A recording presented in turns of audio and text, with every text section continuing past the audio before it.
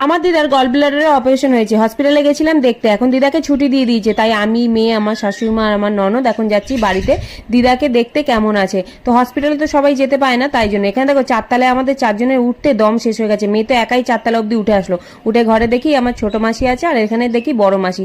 আর দিদা এখন ভালোই আছে, আর মা তো চলে গেছে দোকানে। তাই মা বললো, মনে একটু সন্ধেটা দিয়ে নে। আমি তো জামা কাপড় ছেড়েই এসেছিলাম, সন্ধে দেবো, আর আমার সাথে মেয়ে বসে থাকবে না, মেয়েও আমার সাথে সন্ধে দিয়ে নিল।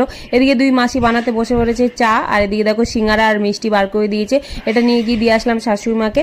আর এত মিষ্টি মেয়েকে তো দিচ্ছিলাম, মেয়ে তো খেলো না। তারপর আমি খেয়ে দেখলাম পুরো একদম গদগদা মিষ্টি। মেয়ে আবার ওর বম্মাকে খাইয়ে দিল একটু জেমস। দিদা এখন একটু হাঁটতে পারছে। তারপর এটা দেখো আমার দাদু, মেয়ে একটু প্রণাম করে নিল। দুধ চা আমি কোনোদিনই ছাড়ি না, তাই দুধ চা খেয়ে নিলাম। দিদা বললো লেবু হয়েছে গাছে, লাস্টের লেবুটা বড় হয়েছে, ওটা পেরে নিতে। তো পেরে নিলাম। একটু এখানে সবাই গল্প করার পর মেয়েকে এখন দুধ বিস্কুট খাইয়ে দিলাম। মেয়ে সন্ধ্যা দিয়ে কিছু খেয়ে আসেনি। তারপরে সবাই মিলে চলে আসলাম বাড়িতে।